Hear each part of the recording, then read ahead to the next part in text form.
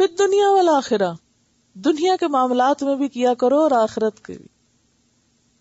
دین اور دنیا ساتھ ساتھ، یا دنیا اور آخرت ساتھ ساتھ، دونوں کا سوچا کرو کہ کس چیز کا دنیا میں رکھنے کا فائدہ اور کس چیز کا دینے میں فائدہ ہے، کیا خرچ کرنے میں فائدہ اور کیا روکنے میں فائدہ ہے.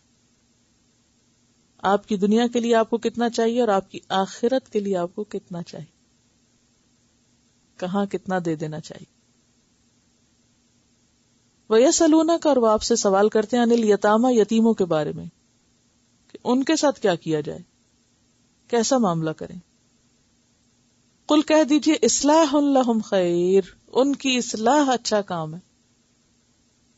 عموماً یتیموں کو کھلا پلا تو دیا جاتا ہے، مگر ان کا اخلاق بگڑ رہا ہے یا سنور رہا ہے اس کی فکر نہیں ہوتی، یا یہ کہ ان کے مفادات کی بھلائی نہیں سوچی جاتی. ان کا بھلا کس میں؟ جس طرح انسان اپنی اولاد کے بھلے کو سوچتا ہے، اس طرح بعض اوقات دوسرے کی اولاد کے لیے اتنی بہتر پلاننگ نہیں کرتا. تو کہا اصلاح لہم خیر، ان کے لیے اصلاح بہتر ہے. وَإِن تُخَالِطُوهُمْ، اور اگر تم ان کو ملا جلا لو. تو خالطور کا لفظ خیل عام توئے سے خلط ملت کرنا، مکس اپ کرنا، کھانے پینے میں ان کا کھانا پینا مکس اپ کر لو. فَإِخْوَانُكُمْ، تو وہ بھائی ہیں تمہارے دین میں یا نسب میں. بعض اوقات دینی بھائی ہیں اور بعض اوقات رشتہ دار ہیں اور بعض اوقات دونوں ہی ہیں. واللہ یعلم، اور اللہ جانتا ہے کس کو؟ المفسد، مفسد کو، من المصلح، مصلح سے. اس لیے معاملہ بھی ویسے ہی کرے گا، قیامت کے دن جزا بھی ویسے ہی دے گا، سزا بھی ویسے ہی دے گا. اللہ کو پتا ہے کہ کون کس نیت کے ساتھ کیا معاملہ یتیموں کے ساتھ کر رہا ہے. وَلَوْ شَاءَ اللَّهُ، اور اگر اللہ چاہتا، لَأَعْنَتَكُمْ، البتہ تم کو مشقت میں ڈال دیتا. یہ بس نیا لفظ ہے یہاں، عین نون تے، انت، ایسی مشقت میں ڈالنا جس میں ہلاکت کا اندیشہ ہو. ان اللہ عزیز حکیم، بے شک اللہ تعالی زبردست ہے، حکمت والا ہے. پھر دنیا والآخرت، دنیا کے معاملات میں بھی اور آخرت کے معاملات میں بھی، یعنی بیلنس رکھو. یعنی آخرت کے لیے جب صدقہ کرو، جیسے پہلے میں نے عرض کیا نا کہ آپ صلی اللہ علیہ وسلم نے فرمایا کہ اپنے مال سے زیادہ وارث کا مال کس کو پسند ہے. تو انسان اگر یہ سوچے کہ میرے بچوں نے مجھے کیا دینا ہے، میں خود ہی سب کچھ اللہ کے راستے میں دے دوں، اور بچے ہاتھ پھیلاتے پھریں، تو اس سے بھی منع کیا گیا. پیچھے بھی ایک روایت آپ نے پڑھی. تو بات یہ ہے کہ اپنے دنیا کے معاملات پر بھی غور کرو کہ تمہاری دنیاوی ضروریات کیا ہیں، اور پھر ساتھ آخرت کا بھی سوچو. دونوں کے بیلنس کے ساتھ چلو. یہ نہیں کہ سب کچھ آخرت کے لیے جمع کرا دو اور دنیا میں ہاتھ پہ ہاتھ رکھ کے بیٹھ جاؤ، یا فقیر بن جاؤ اور دوسروں کے آگے ہاتھ پھیلاؤ. یا اس طرح بھی نہیں کہ سب کچھ دنیا کا ہی بھر لو اور آخرت کو بھول جاؤ. تو کیا کرنا ہے؟ غور و فکر کرنا ہے، سوچ سمجھ کے کام لینا ہے، پلاننگ کرنا ہے. یہاں تتفکرون کا مطلب جو ہے صرف پریشان ہونا نہیں ہے، یعنی صرف فکر کرنا نہیں ہے. اس کا معنی کیا ہے؟ پلان کرنا، دونوں طرف کے بارے میں سوچنا. وَيَسْأَلُونَكَ عَنِ الْيَتَامَى، اور وہ آپ سے یتیموں کے بارے میں سوال کرتے ہیں. اب یہ سوال بھی کس پر مبنی ہے؟ بہت سمجھ پر مبنی ہے کہ ہم یتیموں کے ساتھ کیسا معاملہ کریں. کہیں ایسا نہ ہو ان پر زیادتی ہو جائے، کہیں ایسا نہ ہو کہ ان کا حق کوئی مار دے. تو فرمایا اصلاح لہم خیر، ان کی اصلاح زیادہ اچھی. اصلاح کا کیا معنی ہے؟ بگاڑ کو درست کرنا. یعنی تمہارے پیش نظر یتیموں کی خیر خواہی رہے، ان کی بھلائی رہے، اور اس میں صرف ان کو کھلانا پلانا نہیں، ان کی تعلیم و تربیت بھی ہے اور ان سے محبت کا سلوک بھی ہے. حضرت سہل بن سعد سے روایت ہے کہ رسول اللہ صلی اللہ علیہ وسلم نے فرمایا، میں اور یتیم کا پالنے والا، خواہ وہ یتیم اپنے گھر کا ہو یا غیر کا، جنت میں اس قدر قریب ہوں گے. آپ نے یہ کہہ کر اپنی پہلی اور درمیانی انگلی دونوں میں تھوڑا سا فرق رکھ کر اٹھا کے دکھایا. تو اصل چیز جو مطلوب ہے وہ کیا ہے؟ اصلاح لہم، ان کی خیر خواہی، ان کی بھلائی کی تدبیریں کرنا. وَإِن تُخَالِطُوهُمْ، اور اگر تم ان کو اپنے ساتھ مکس اپ کر لو، یعنی ان کا کھانا پینا اپنے کھانے پینے میں ملا لو، فَإِخْوَانُكُمْ، تو تمہارے بھائی ہیں. اصل میں وہ آیت اتری تھی نا کہ ان الذین یأکلون اموال الیتامی ظلما انما یأکلون فی بطونہم نارا، کہ جو لوگ یتیموں کا مال ظلم کے ساتھ کھاتے ہیں وہ اپنے پیٹوں میں آگ بھر رہے ہیں. تو اس پہ ہر ایک کانشیس ہو گیا کہ اب پھر ان کے لیے کھانا الگ پکائیں، اپنے لیے الگ پکائیں، زیادہ نہ پکائیں تاکہ ضائع نہ ہو، تھوڑا نہ پکائیں کہ وہ بھوکے رہ جائیں، کریں تو کریں کیا. بہت سے مسائل اٹھ گئے. تو اس پر فرمایا کہ اگر ان کے اور اپنے کھانے کو ایک جگہ پکا لو، کچھ وہ تمہارا کھا جائیں کچھ تم ان کا کھا جاؤ، کوئی حرج نہیں، جب تک نیت میں خیر خواہی ہے، فساد نہیں. کیوں؟ واللہ یعلم المفسد من المصلح، اللہ کو خوب پتا ہے کہ کون بگاڑنے والا ہے اور کون سنوارنے والا ہے. اللہ مفسد کے مقابلے میں مصلح کو خوب جانتا ہے، یعنی اللہ کو تمہاری نیتوں کا خوب علم ہے. وَلَوْ شَاءَ اللہ، اور اگر اللہ چاہتا، لَأَعْنَتَكُمْ، تمہیں مشکل میں ڈال دیتا، مشقت میں ڈال دیتا، کہ کہتا کہ الگ الگ پکاؤ، اور خبردار جو زیادہ پکایا اور خبردار جو کم پکایا، تو کتنا پھر ناپ تول شروع ہو جاتی. 2 ہنٹیاں چڑھتی، 2 برتن، بچ گیا تو کھانا نہیں، یہ تو ان کا ہم نہیں کھا سکتے. اس طرح کی بہت سی مشقتیں ہو جاتی. ان اللہ عزیز حکیم، بے شک اللہ زبردست ہے، حکمت والا ہے. یعنی اللہ نے جو احکامات تمہیں دیے ہیں یہ بہت بڑی حکمت پر مبنی ہے. وَلَا تَنْكِحُوا، اور نہ تم نکاح کرو. تنکحو کا روٹ ہے نون کاف ہا، نکاح. نکاح کا لفظی معنی ہوتا ہے جمع کرنا، اکٹھا کرنا. النکاح الضم، یہ تو اس کا لفظی معنی ہے. اور شریعت میں نکاح کس کو کہتے ہیں؟ ایسا عقد یا معاہدہ جو ایک مرد اور عورت کے درمیان قائم کیا جاتا ہے، یعنی ایک سوشل کانٹریکٹ، کہ جس کی روح سے وہ ایک دوسرے پر حلال ہو جاتے ہیں اور اللہ کو گواہ بنا کر وہ ایک دوسرے کے حقوق ادا کرنے کا وعدہ کرتے ہیں. ڈیفینیشن کے طور پر آپ دیکھیے، ایسا عقد اور معاہدہ کہ مرد اور عورت ایک دوسرے پر حلال ہو جائیں، 2 افراد کے درمیان اللہ کو گواہ بنا کر ایسا معاہدہ کرنا کہ دونوں ایک دوسرے کے حقوق پورے کریں گے. تو اس سے پہلے کہ میں نکاح اور طلاق کے بارے میں اگلی آیات کی وضاحت کروں، چند باتیں نکاح کے ضمن میں آپ کو یاد رہنی چاہیے تاکہ آپ مزید باتوں کو اچھی طرح سمجھ سکیں.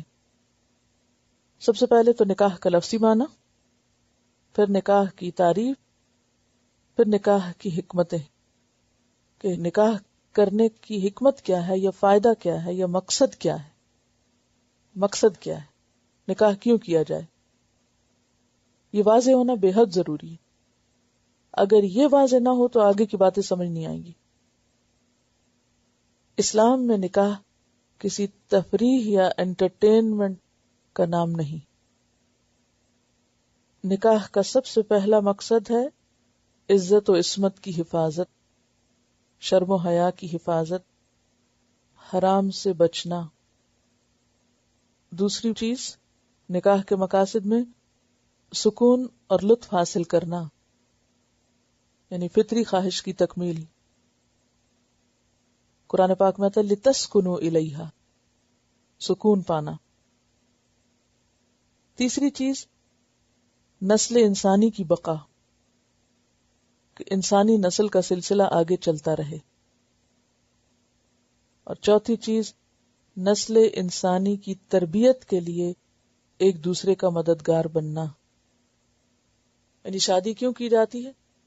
کہ صرف سیر تفریح کے لیے نہیں یا محض ایک دوستی نہیں، بلکہ اس کے کچھ مقاصد ہیں کہ جس میں دو افراد کا باہم نکاح جو ہے وہ ایک دوسرے کے لیے دفاع کا ذریعہ بنے، ایک دوسرے کی نگاہ اور فرج کی حفاظت کا ذریعہ بنے، انسان حرام سے بچ سکے، برے خیالات سے بچ سکے، بھٹکنے سے بچ سکے، یعنی پاک دامنی اختیار کر سکے، اپنے جذبات کو ڈسپلن کر سکے، کیونکہ عموماً نکاح کے بغیر انسان شیطانی طریقوں پر چل کر جب اپنی خواہشات کی تکمیل کرتا ہے تو اس سے معاشرے کے اندر فساد پھیلتا ہے۔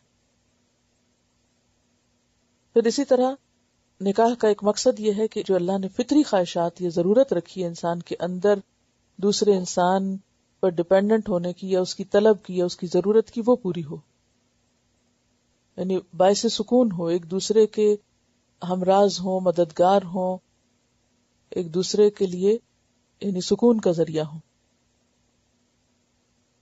تیسری چیز یہ ہے کہ نسل انسانی کی بقا ہو، یعنی یہ نہیں ہو سکتا کہ کوئی شادی کر لے اور کہے کہ نہیں بچے نہیں پیدا ہونے چاہیے اور بچے نہیں پیدا کرنے، یہ فطرت کے خلاف ہے۔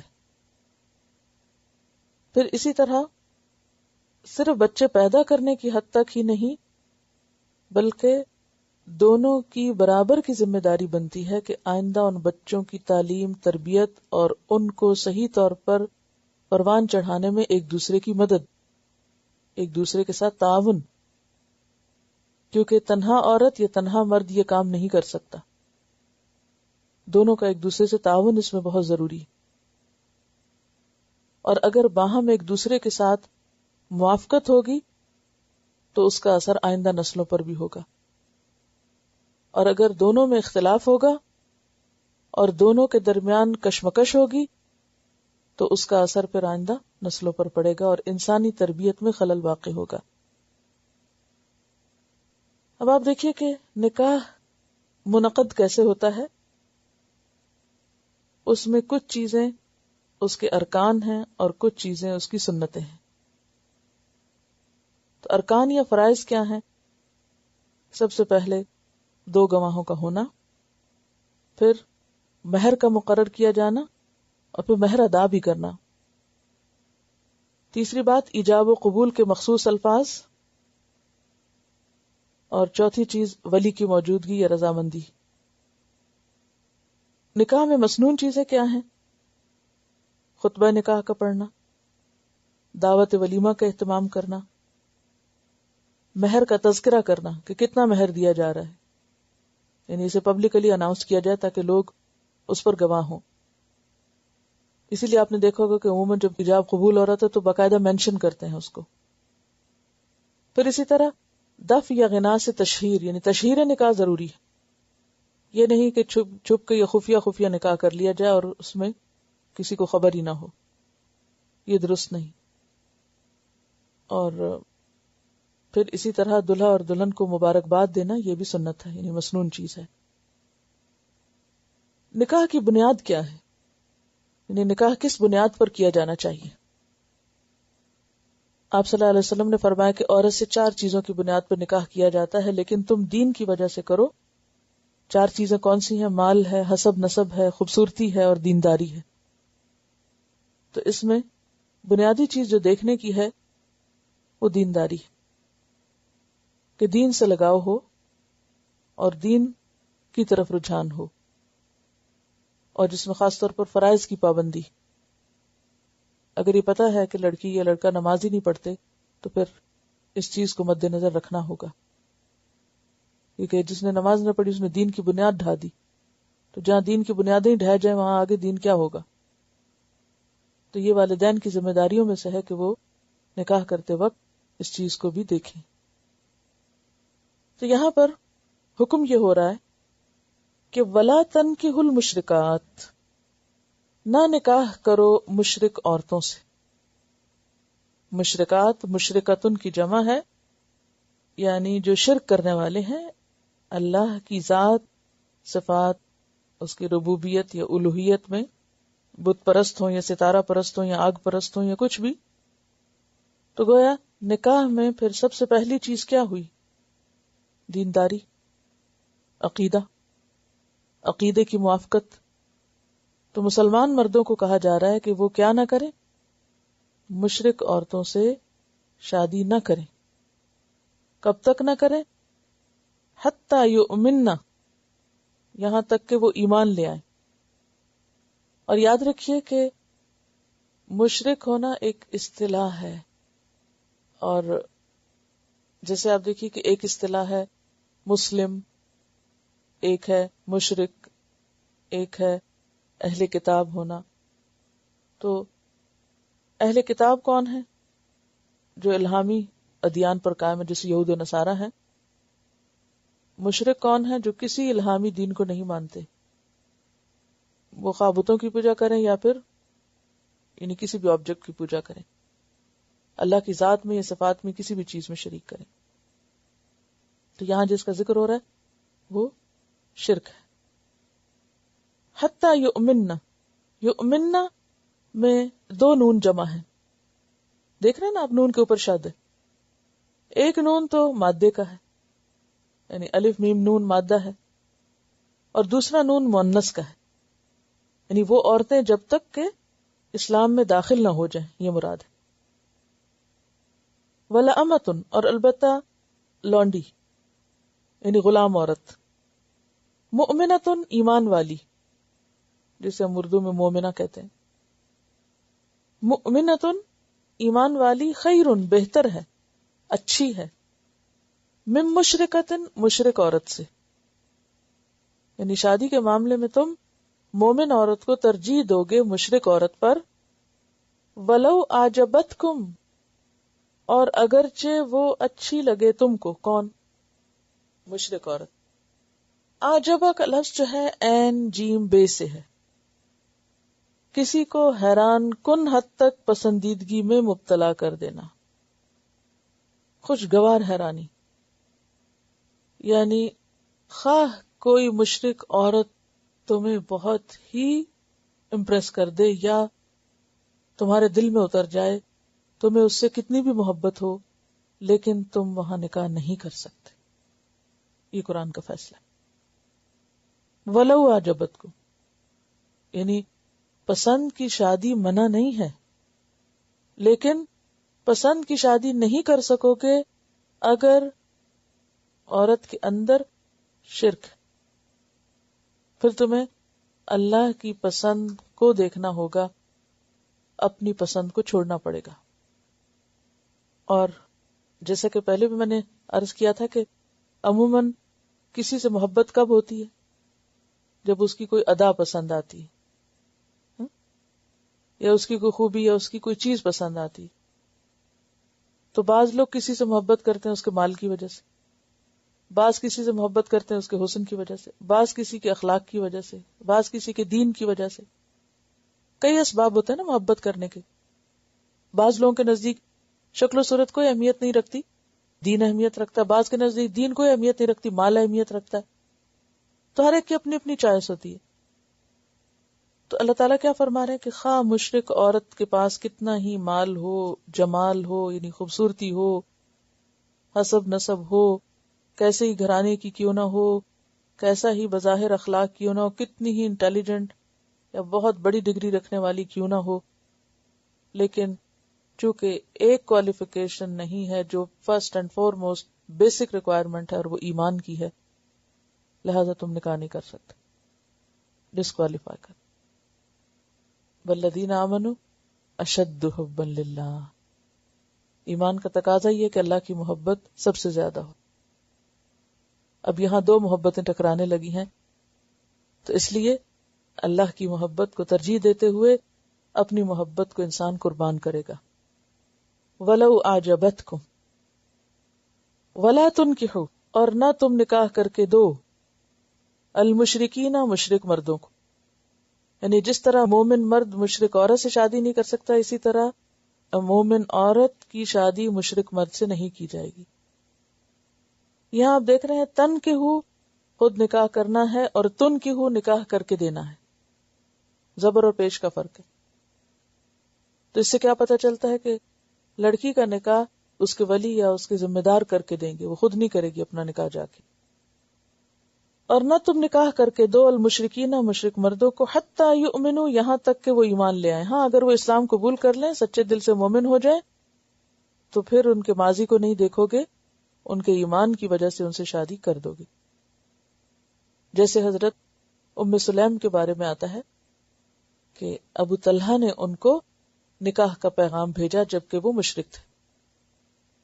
تو ابو طلحہ بہت اچھے انسانوں میں سے تھے، بہت امیر لوگوں میں سے تھے. یاد ہے کہ جن کا ایک باغ تھا مسجد نبی کے سامنے.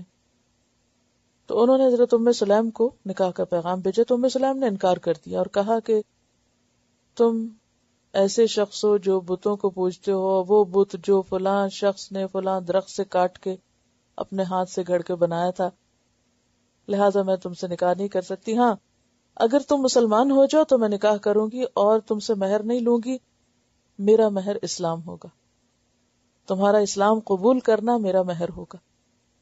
تو انہوں نے اسلام قبول کر لیا اور پھر اس طرح ان سے شادی ہو گئی. یہ حضرت انس کی والدہ تھی. تو یہاں پر کیا ہے؟ وَلَا تُنْكِحُ الْمُشْرِكِينَ حَتَّى يُؤْمِنُوا، جب تک ایمان نہ لائیں نکاح نہیں کر سکتے. وَلَعَبْدٌ مُؤْمِنٌ، اس کی بجائے تم کسی غلام لڑکے سے شادی کر دو بیٹی کی، اس زیادہ بہتر ہے، خیرٌ بہتر ہے، من مشرکن مشرک سے. یعنی ایک طرف ایمان ہے لیکن دنیاوی وجہ اور چیزیں نہیں ہیں، وہ زیادہ بہتر ہے بنسبت اس کے کہ دوسری طرف دنیاوی سٹیٹس بہت بلند ہے مگر ایمان نہیں، دین نہیں. اور پھر وَلَوْ أَعْجَبَكُمْ، خواہ وہ تمہیں کتنا ہی اچھا لگے. پھر عجبہ کا معنی وہی اوپر جو گزرا ہے. اولئک، وجہ کیا ہے، کیوں نہیں کر سکتے، ریزن کیا ہے؟ اولئک، یہ لوگ، کون لوگ؟ مشرک. یدعون، دعوت دیتے ہیں، پکارتے ہیں اپنے قول اور فعل سے، مال سے، کس کی طرف؟ الی النار، آگ کی طرف. اگر تمہارا ان سے ازدواجی تعلق ہوا تو پھر اندیشہ ہے کہ تم ان کی باتوں میں آ کر اپنا دین چھوڑ بیٹھو گے، اور اگر تم نے دین چھوڑ دیا اور تم نے بھی شرک کر لیا تو پھر گویا تم نے ان کی آگ کی طرف جانے کی دعوت قبول کر لی. اور جیسے کہ آپ سب جانتے ہیں کہ نکاح جمع کرنے کا نام ہے نا، تو دو لوگ اور دو خاندان جمع ہوتے ہیں اور پھر دونوں کا ایک دوسرے پر اثر ہوتا ہے. اور شرک کا معاملہ ایسا معاملہ ہے کہ جس میں اگر انسان تھوڑا سا بھی جھکا تو کیا ہوگا؟ سب کچھ ہی چلا جائے گا. رائی کے دانے برابر بھی شرک گوارا نہیں. اللہ تعالیٰ سب گناہ معاف کر سکتا ہے لیکن شرک کا گناہ معاف نہیں ہوگا. لہذا ایسے نکاح میں بہت چانسز ہیں کہ ایمان جاتا رہے، اور اگر ایمان چلا جائے تو باقی کوئی بھی چیز کارآمد نہیں. واللہ یدعو الی الجنہ، دوسری طرف اللہ پکار رہا ہے. اب تمہیں اپنے جذبات کی قربانی تو دینی ہے لیکن اس قربانی کے عوض تمہیں ملے گا کیا؟ ذرا دیکھو تو، جنت. والمغفرتی، اور مغفرت. جنت کی دعوت دے کر نیک عمل پہ ابھارا گیا اور مغفرت کی دعوت دے کر گناہوں سے توبہ پہ ابھارا گیا. بِإِذْنِهِ، اپنے اذن سے.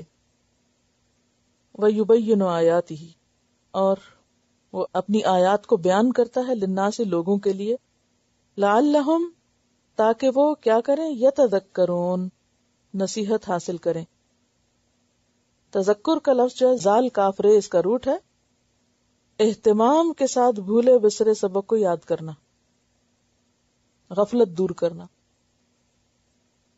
عام طور پر ایسا ہوتا ہے نا، ماں کے پیٹ سے مسلمان پیدا ہوئے اور مسلمان بڑے ہوئے، پھر ہمیں بھول جاتا ہے کہ ہماری اصل کیا ہے. پھر کچھ عرصے کے بعد کیا ہوتا ہے، انسان دنیا میں پڑھ کر اپنے دین سے بعض اوقات دور ہونے لگتا ہے، اور پھر بعض اوقات اتنی غفلت ہو جاتی کہ یہ بھی بھول جاتا ہے کہ وہ ہے کون اور اس کو شادی بیاہ کے موقع پر کن تعلیمات کا خیال رکھنا ہے. تو ایسی صورت میں انسان کو پھر شریعت ہی کے قاعدے کی طرف توجہ کرنی ہوگی اور بھولے ہوئے سبق کو یاد کرنا ہوگا یعنی شادی کے شوق میں یہ مت بھول جاؤ کہ تم مسلمان ہو اور تمہیں مسلمان ہی کے ساتھ نکاح کرنا ہے. یہ مسائل جاننا سب کے لیے ضروری ہے نا. جسے خاص طور پہ پہلی بات ہے کہ مشرکوں سے نکاح نہیں ہوتا. آپ دیکھیے کہ یہاں عام طور پر یا کسی بھی ایسی ملٹی کلچرل سوسائٹی میں جہاں مسلمان رہتے ہوں وہاں ایسی بہت سی مشکلات سامنے آتی ہیں. ایک مسلمان لڑکی یا لڑکے کا کسی مشرک سے نکاح سیدھا سیدھا کیا ہے؟ آگ کا راستہ.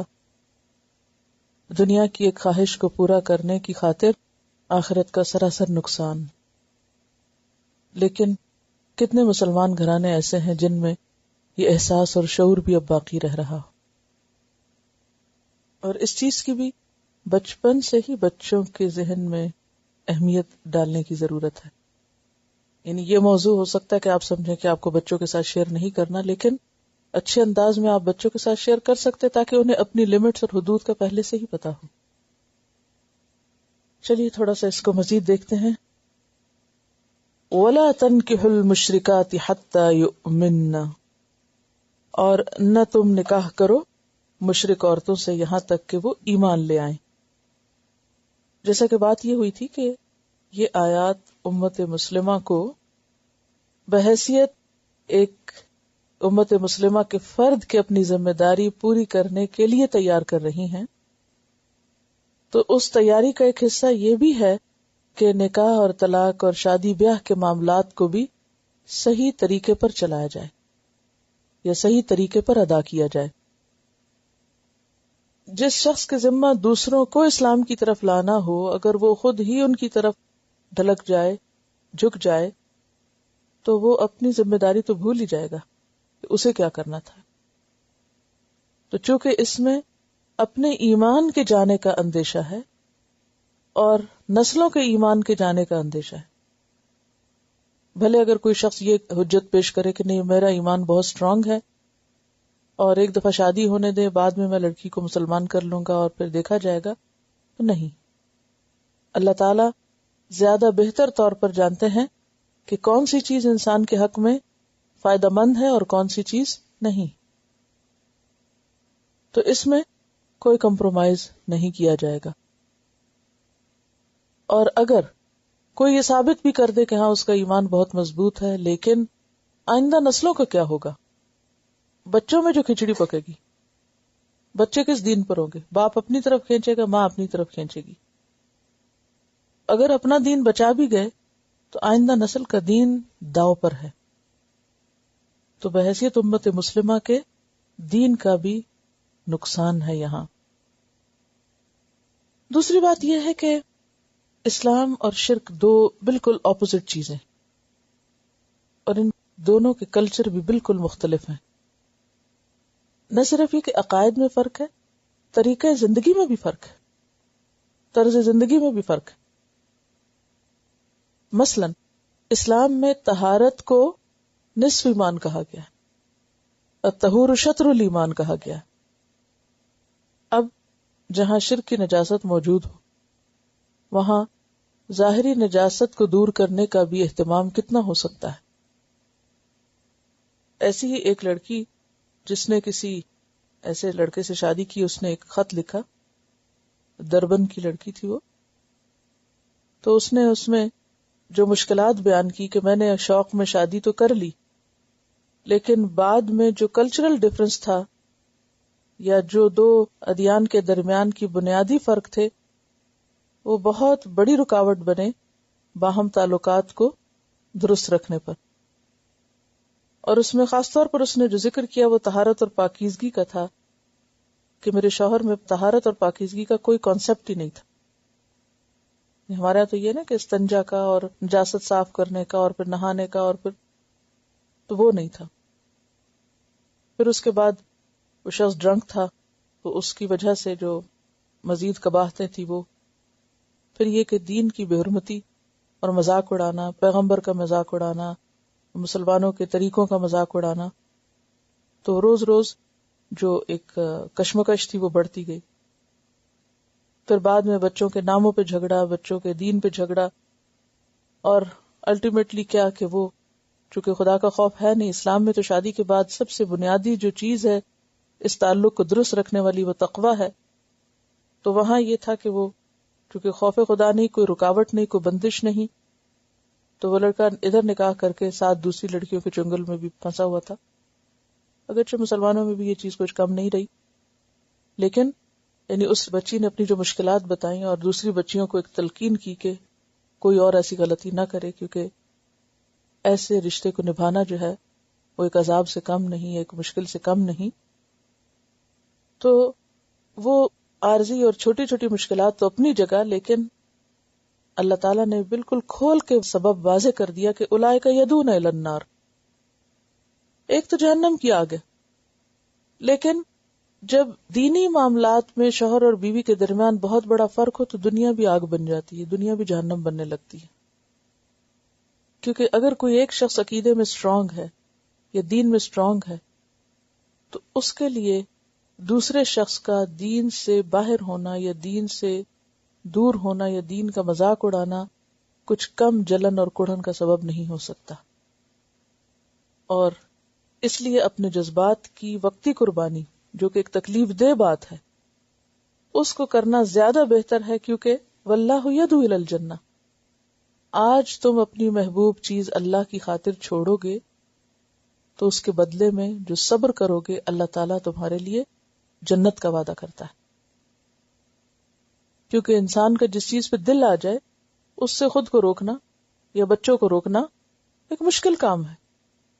لیکن اگر اس قربانی کو انسان اللہ کی خاطر کرتا ہے، دین کی خاطر کرتا ہے، تو نہ صرف یہ کہ دنیاوی اعتبار سے انسان مشکل سے بچتا ہے بلکہ دینی اعتبار سے اللہ کے ہاں اس صبر پر بہت بڑا اجر پائے گا. اس لیے فرمایا کہ واللہ یدعو الی الجنۃ والمغفرۃ باذنہ ویبین آیاتہ للناس. اللہ نے اپنی آیات واضح کر دی ہیں لوگوں کے لیے، لیکن اگر لوگ ان آیات کو پڑھیں ہی نہ، جانیں ہی نہ، آگے اپنے بچوں کو بتائیں ہی نہ، ان حدود کے بارے میں واضح ہی نہ کریں، تو پھر اللہ تعالیٰ نے تو بندوں کے ساتھ اپنی رحمت کی ذمہ داری پوری کر دی. اب یہ بندوں پر ہے کہ وہ کیا کرتے. اب یہاں ہو سکتا ہے کسی کے ذہن میں اہل کتاب عورتوں سے شادی کرنے کا سوال آ رہا ہو، تو وہ انشاءاللہ اپنے مقام پر جہاں وہ موضوع آئے گا وہاں تفصیل سے اس پہ بات کریں گے. تو خلاصہ اس آیت کا کیا ہے، حکم کیا ہے کہ مومن مرد مشرک عورت سے اور مومن عورت مشرک مرد سے نکاح نہ کرے. ایسا نکاح حرام ہے بلکہ قائم ہی نہیں ہوتا. قرآن پاک میں اللہ تعالیٰ فرماتے ہیں قُلْ لَا يَسْتَوِي الْخَبِيثُ وَالطَّيِّبُ وَلَوْ أَعْجَبَكَ كَثْرَةُ الْخَبِيثِ، کہ خبیث اور پاک برابر نہیں ہو سکتا خواہ تمہیں خبیث کی کثرت کتنی ہی پسند کیوں نہ آ جائے. لہذا کثرت سے یا بظاہر حسن سے یا بظاہر کسی بھی اٹریکٹیو بات سے تم متاثر نہ ہو، بلکہ اللہ تعالیٰ کے حکم کو یاد رکھو اور اپنے دین کی حفاظت کرو. اور اس معاملے میں اگر تمہیں اہل ایمان میں کوئی اچھے سٹیٹس کی خاتون نہیں بھی ملتی اور غلام خاتون سے تمہیں بدلے میں نکاح کرنا پڑتا ہے یا غلام مرد کو قبول کرنا پڑتا ہے تو وہ کر لو، وہ کہیں زیادہ بہتر ہے، کیونکہ اس میں ایمان کی حفاظت ممکن ہے.